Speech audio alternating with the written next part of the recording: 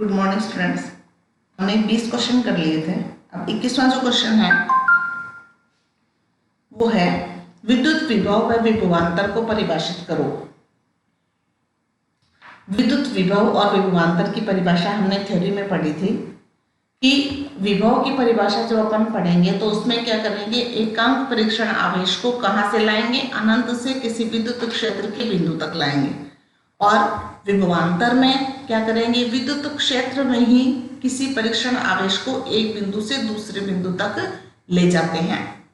तो ये दोनों आपको परिभाषाएं लिखनी है। तो विद्युत विभव एकांक धनावेश को अनंत से विद्युत क्षेत्र के किसी बिंदु तक, कहां से, अनंत से, ठीक है, विद्युत क्षेत्र के किसी बिंदु तक बिना त्वरित किए, त्वरित का मतलब होता है कि उसके वेग को बढ़ाना नहीं है उसके, ठीक है ना, तेज वेग से नहीं लाना। तेज वेग से लाने का मतलब होता है उसको त्वरित करना, उसके वेग को बढ़ाना, एक समान वेग से उसको लेके आना है। तो बिना त्वरित किए लाने में जो कार्य होता है उस बिंदु पर विद्युत विभव कहलाता है। यदि किसी धन आवेश Q को अनंत से विद्युत क्षेत्र के किसी बिंदु तक लाने में कार्य W हो तो उस बिंदु पर विद्युत विभव V बराबर क्या होगा, W बटा Q। यदि W 1 जूल और Q 1 कूलाम है, हमने W कार्य है ना, कार्य को हमने 1 जूल कर दिया, और Q क्या है, आवेश। आवेश को भी अपन 1 कूलाम कर रहे हैं, तो 1/1 क्या हो जाएगा, 1 वोल्ट हो जाएगा। विभव का मतलब क्या होता है, वोल्ट। तो ये जाएगा V बराबर 1/1 बराबर 1 वोल्ट, ठीक है। अर्थात 1 कूलाम आवेश को अनंत से विद्युत क्षेत्र के किसी बिंदु तक लाने में 1 जूल कार्य करना पड़ता है, तो उस बिंदु का विभव कितना होगा, 1 वोल्ट। ये 1 वोल्ट की परिभाषा है, ठीक है। तो ये तो बात हुई विभव की। अब अपन पढ़ते हैं विभवांतर। विभवांतर में क्या करेंगे, एक बिंदु से दूसरे बिंदु तक, अनंत वाली बात इसमें नहीं आएगी। विभवांतर विद्युत क्षेत्र के किसी एक बिंदु से दूसरे बिंदु तक एकांक धन आवेश को बिना त्वरित किए लाए जाने पर जितना कार्य करना पड़ता है वह उन दोनों बिंदुओं के मध्य विभवांतर कहलाता है। क्योंकि किसी भी विद्युत क्षेत्र में कोई भी 2 बिंदु अपन लेते हैं तो दोनों बिंदुओं पर विभव का मान अलग अलग होता है, और उनका जो अंतर है विभवांतर, विभव में अंतर, ठीक है ना। तो उन दोनों बिंदुओं के मध्य विभवांतर कहलाता है। अतः 2 बिंदुओं के बीच विभवांतर VA माइनस VB, 2 बिंदु हमने कौन से लिए, एक तो A लिया, एक B लिया। A बिंदु पर विभव कितना है, VA, B बिंदु पर विभव कितना है, VB। तो दोनों का अंतर, दोनों को घटा देंगे तो ये W बटा Q, तो ये आ जाएगा।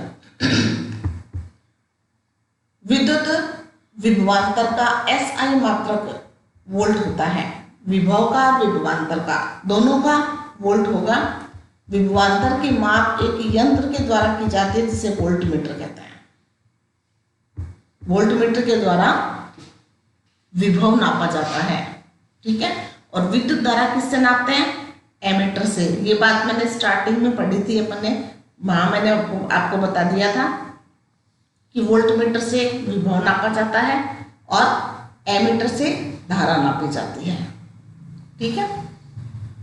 और मैंने ये भी बताया था कि वोल्टमीटर को हमेशा समांतर क्रम में लगाया जाता है और एमीटर को हमेशा श्रेणी क्रम में लगाया जाता है। अब है अगला क्वेश्चन, प्रत्यावर्ती धारा जनित्र और दिष्ट धारा जनित्र में क्या अंतर है। ये टॉपिक जो है, दो टॉपिक हैं ये, एक तो प्रत्यावर्ती धारा जनित्र और एक दिष्ट धारा जनित्र। ये टॉपिक हमने अभी तक पढ़े नहीं है।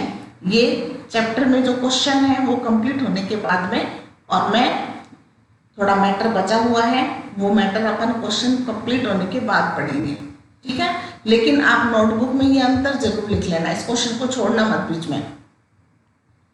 आप ये अंतर को लिख लेना, ये कैसे आया ये अपन जब वो पढ़ेंगे, ये टॉपिक पढ़ेंगे तो आपकी क्लियर हो जाएगा, ठीक है। तो क्वेश्चन कंटिन्यू रहने देना। क्वेश्चन को बीच में आप, ये नहीं है कि आप 22वां क्वेश्चन छोड़ दें और फिर आगे करें, ऐसा मत करना। क्वेश्चन कंटिन्यू सारे लगातार आपको करने हैं, बीच में छोड़ना नहीं है। और इसके बारे में प्रत्यावर्ती धारा जनरेटर, ये बोलते हैं अपन एसी अल्टरनेट करंट, और ये होता है डीसी डायरेक्ट करंट। ये डायरेक्ट करंट जनरेटर है और ये एसी करंट जनरेटर है, अल्टरनेट करंट जनरेटर है। दोनों को अपन डिटेल से पढ़ेंगे, दोनों के डायग्राम है, दोनों की बनावट है, दोनों की क्रियाविधि है। इंपॉर्टेंट क्वेश्चन है ये। तो कुछ मैटर जो है चुंबकीय प्रभाव वाला वो छूट गया है, वो अपन ने नहीं पढ़ा, वो क्वेश्चन कंप्लीट होते ही अपन पढ़ेंगे, ठीक है। तो अंतर अपन देख लेते हैं, एक बार रीडिंग लगा लेते हैं, उसके बाद प्रत्यावर्ती धारा जनरेटर जो एसी है उसमें क्या होगा, इस जनरेटर में 2 सर्पी वलय होते हैं, ठीक है। और इस जनरेटर में कम्यूटेटर होता है। तो ये क्या होते हैं, ये अपन जब बनावट पढ़ेंगे तब मैं क्लियर करूंगी वहां। इस जनरेटर में प्रत्यावर्ती धारा प्राप्त होती है, क्योंकि प्रत्यावर्ती धारा जनरेटर है तो कौन सी धारा प्राप्त होगी, प्रत्यावर्ती विद्युत धारा। इसमें डिस्ट धारा, इसमें डीसी प्राप्त होती है, इसमें एसी, ठीक है। जो प्रत्यावर्ती धारा होती है वो समय के साथ बदलती है। डीसी जो धारा है, डिस्ट धारा जो है वो समय के साथ परिवर्तित नहीं होती है, ये कांस्टेंट रहती है, नियत रहती है, ये बदलती रहती है। तो इसको आप नोटबुक में नोट तो कर लें, इसके बारे में अपन आगे लास्ट में पढ़ेंगे। इसी प्रकार 23वां जो क्वेश्चन है, दक्षिणावर्त हस्त का नियम। दक्षिणावर्त हस्त का नियम भी अपन, इसमें कुछ नियम है, पेज के नियम है, दक्षिणावर्त हस्त का नियम है, ये भी अपन आगे पढ़ेंगे उसी में। ये क्या होता है ये आप यहाँ देख लीजिए, क्योंकि नियम है वो डायरेक्ट यहाँ दे रखा है। इसमें क्या होता है कि आपका राइट हैंड, दाहिना हाथ, ठीक है, दाहिने हाथ में अंगुलियां और अंगूठा, आपको अंगुलियों और अंगूठे को इस प्रकार से लेना है। ये अंगुलियां, मुड़ी हुई अंगुलियां, ये अंगूठा दिख रहा है सबको, ठीक है। अब इसमें 2 चीजें हैं, एक तो अंगुलियां और एक अंगूठा। और हमारे पास में जो टर्म है, जो भौतिक राशि है, वो भी 2 है। कौन कौन सी, एक तो धारा और एक चुंबकीय क्षेत्र। क्या है, धारा और चुंबकीय क्षेत्र। आगे बात समझ में। अब अगर अंगूठा धारा की दिशा को व्यक्त करेगा, अगर अंगूठा धारा की दिशा में हमने खोल रखा है, तो मुड़ी हुई जो अंगुलियां हैं वो किसकी दिशा को व्यक्त करेगी, चुंबकीय क्षेत्र की दिशा को। अंगुलियां और अंगूठे में अगर एक जो है वो धारा को व्यक्त करता है तो दूसरा चुंबकीय क्षेत्र को व्यक्त करेगा। अगर अंगूठा चुंबकीय क्षेत्र को व्यक्त करता है तो अंगुलियां धारा को व्यक्त करेगी, ठीक है ना। ऐसा कुछ नहीं है कि अंगूठा केवल धारा का ही है, ऐसा कुछ नहीं है। अंगूठा चुंबकीय क्षेत्र की दिशा को भी व्यक्त कर सकता है। तो अंगुलियां किसको व्यक्त करेगी, धारा की दिशा को, ठीक है। और अंगूठा अगर धारा की दिशा को व्यक्त करता है तो अंगुलियां किसको व्यक्त करेगी, चुंबकीय क्षेत्र की दिशा को। बात समझ में आ गई। तो जैसे मान लो हमारे पास में कोई वायर है, ये हमारे पास में तार है, ठीक है। इस तार में ऊपर की तरफ हमने नोक ऊपर कर रखी है, नोक ऊपर की ओर है, ऊपर की ओर धारा प्रवाहित हो रही है, ठीक है। तो जब धारा ऊपर की ओर प्रवाहित हो रही है तो ये अंगुलियां तो अपन कर नहीं सकते। जब किसी तार में, एक तो तार होता है कुंडली में, दोनों आपको दिखा दूं, ये कुंडली है, मान लो ये वृत्ताकार लूप है, ठीक है ना। दोनों कंडीशन अपन ले लेते हैं। इस कंडीशन में जब तार में धारा प्रवाहित होती है तब क्या होगा, तार में जब धारा प्रवाहित होगी तो अपन अंगूठा ऊपर की ओर करेंगे, इसमें अंगुलियां नहीं करेंगे, ये ध्यान रखोगे।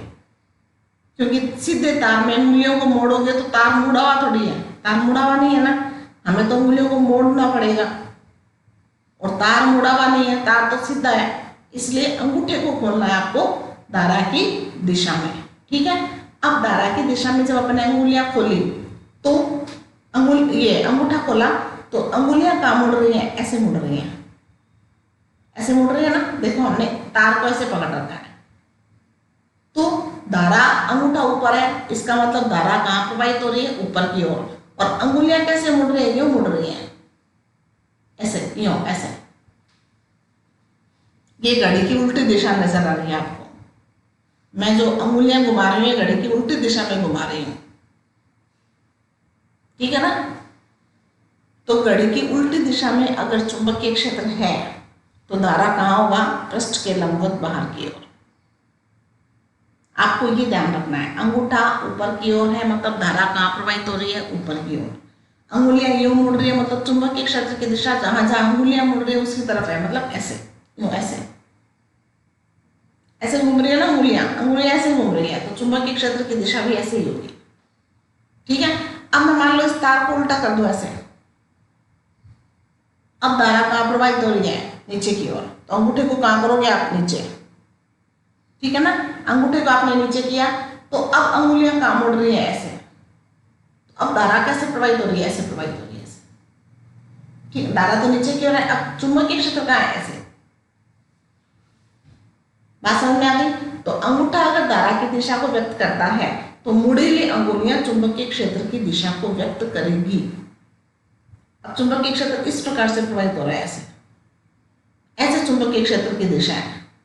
और धारा अगर ऊपर होगी तो चुंबकीय क्षेत्र ऐसे हो।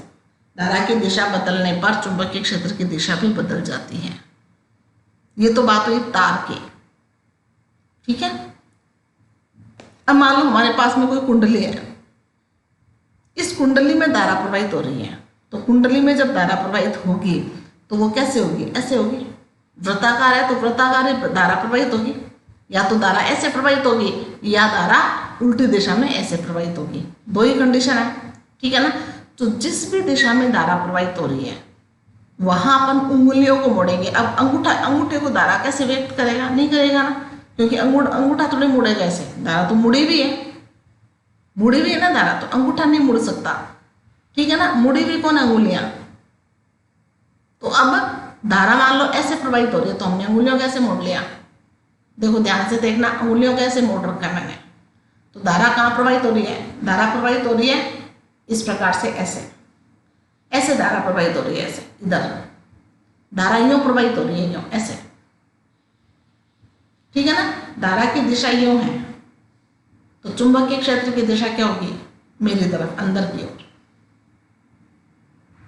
ठीक है? अब मैं इसको उल्टा पकड़ लूं, धारा मान लो ऐसे प्रवाहित नहीं हो रही, धारा इस प्रकार से प्रवाहित हो रही है, ऐसे। ये घड़ी की उल्टी दिशा है, धारा ऐसे प्रवाहित हो रही है।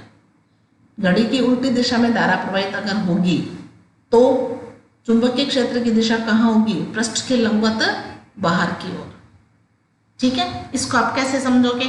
आप अपने कॉपी पे, रफ कॉपी पे आप 2 सर्कल बनाओ, 2 सर्कल बना लोगे, छोटे बड़े कैसे भी आप 2 सर्कल बनाना। और एक सर्कल में तो, एक वृत्त में तो आप घड़ी की दिशा में धारा को, तारा का तीर का चिन्ह लगाना। जैसे मैं आपको यहाँ बना के बता देती हूँ कि आपने अपनी नोटबुक में 2 सर्कल बनाए, ऐसे ऐसे आप 2 सर्कल बनाना। एक ये बना लिया, एक सर्कल आपने ये बना लिया, ठीक है? इसमें तो मैं घड़ी की उल्टी दिशा में धारा कर रही हूँ, ये घड़ी की उल्टी दिशा में धारा है, ठीक है? और इसमें घड़ी की दिशा में मैंने धारा कर ली, ये घड़ी की दिशा में धारा है, घड़ी की दिशा में, और ये घड़ी की उल्टी दिशा में। अब जहां आपने तीर का चिन्ह लगाया है उसके ऊपर आप अंगुलियों को रख दो। पहला डायग्राम ये आपको उल्टा नजर आएगा, मैं ऐसे करती हूँ। पहला डायग्राम आपने जो कॉपी पे बनाया उसमें ये घड़ी की उल्टी दिशा है, ठीक है? तो आप अपनी कॉपी पर मुड़ी हुई अंगुलियों को रखोगे तीर के चिन्ह की दिशा में, तो आप देखोगे अंगूठा बाहर की ओर आ रहा है, ऊपर आ रहा है अंगूठा।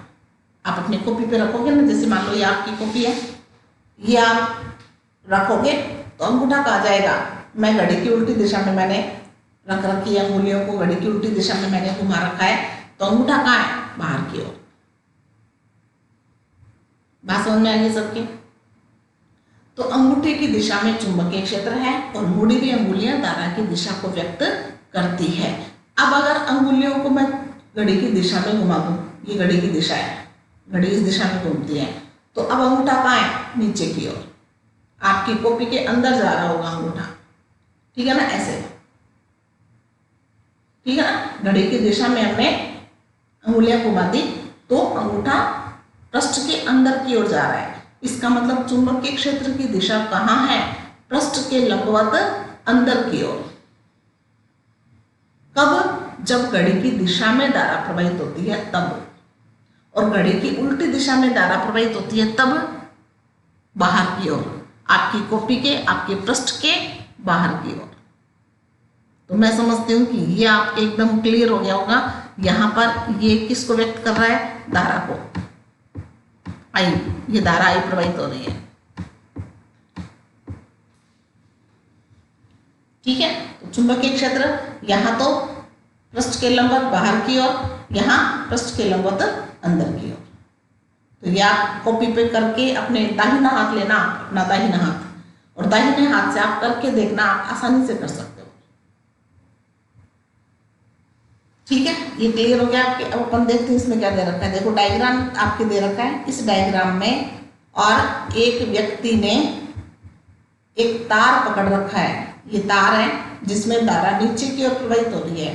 तो इसने क्या किया? अंगूठे को नीचे की ओर कर दिया और अंगुलियों को मोड़ दिया। तो अंगुलियां कहाँ मुड़ी हुई है? ऐसे मुड़ी हुई है। अंगुलियां कैसे मुड़ी हुई है? ऐसे घूम के ऐसे ऐसे मुड़ी हुई है। तो धारा की दिशा में देखो तीर का चिन्ह, तीर का चिन्ह जैसे मैं घुमा रही हूँ वैसे घूम रहा है, देखो ऐसे घूम रहा है ना, ये तीर का चिन्ह। अंगुलियां पीछे दिशा में मुड़ी हुई हैं। तो चुंबकीय क्षेत्र की दिशा कहाँ होगी? ऐसे वृत्ताकार ऐसे। आगे बात समझ में। तो दक्षिण हस्त का नियम, राइट हैंड लॉ, इस नियम के अनुसार धारावाही चालक को दाहिने हाथ से इस प्रकार पकड़ें कि अंगूठा धारा की दिशा में रहे तो मुड़ी हुई अंगुलियां चुंबकीय क्षेत्र की दिशा को व्यक्त करेगी, ठीक है। और इसका अपन उल्टा भी लिख सकते हैं, जैसे मैंने इस डायग्राम में ऊपर यहाँ मैंने आपको बताया, इसका उल्टा भी हो सकता है कि मुड़ी हुई अंगुलियां अगर धारा की दिशा को व्यक्त करती है तो अंगूठा चुंबकीय क्षेत्र की दिशा को व्यक्त करेगा। यही दक्षिण हस्त का नियम होता है। समझ में आया सबके? अब यहाँ ये भी इंपॉर्टेंट है, 1 नंबर का प्रश्न पूछा जाता है, 1 किलोवाट घंटा में जूल कितने होते हैं? जूल की संख्या ज्ञात करो। तो 1 किलोवाट, किलोवाट में कितने वाट होते हैं? 1000। 1 किलोवाट में कितने वाट होते हैं? 1000, ठीक है। तो 1000 को क्या लिख दिया? 10 की घात 3। 1000 को 10 की घात 3 लिख सकते हैं ना, 3 जीरो आएंगे 1000 में, और 3 जीरो को हम लिख देते हैं 10 की घात 3। घंटा, घंटे को सेकंड में बनाना है। 1 घंटे में सेकंड कितने होते हैं? 3600 सेकंड। 60 गुणा 60 होता है ना, 10 की घात 3 गुणा 60 गुणा 60, ये क्या जाएगा? वाट गुणा सेकंड। किलोवाट को किस में बदल लिया? वाट में। कैसे बदला? 10 की घात 3 करके, 1000 करके, ठीक है। और घंटे को हमने सेकंड में बदल लिया। कैसे बदला? 60 × 60 से गुणा करके, ठीक है। इन सबको आप गुणा कर दोगे, गुणा कर दोगे तो क्या आएगा? 36 गुणा 10 की घात 5, 36 गुणा 10 की घात 5, ठीक है। यहाँ बराबर नहीं आएगा, ये मात्रक जो है ये आपका जो मात्रक है ये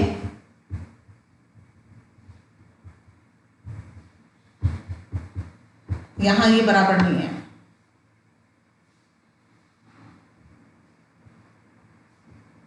इसका मात्रक इसके साथ लगा दिया।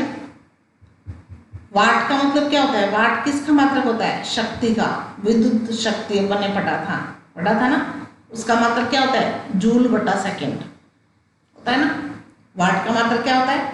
जूल बटा सेकंड।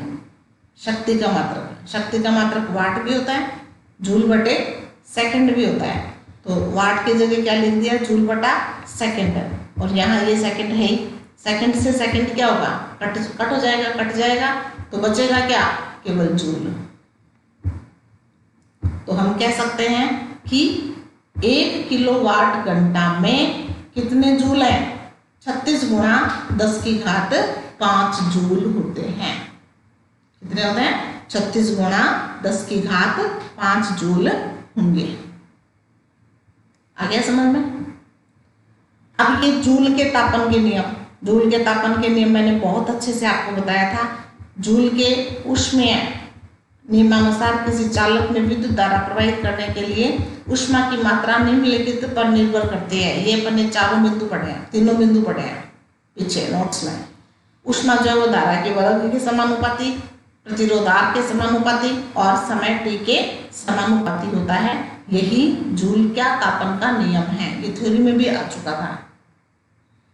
ये ओम के नियम का प्रायोगिक सत्यापन का परिपत्र ये भी मैंने बना रखा है। बैटरी लगी हुई है, कुंजी लगी हुई है, धारा नियंत्रक, ये प्रतिरोध तार, वोल्टमीटर को समांतर क्रम में जोड़ रखा है और एमीटर को श्रेणी क्रम में।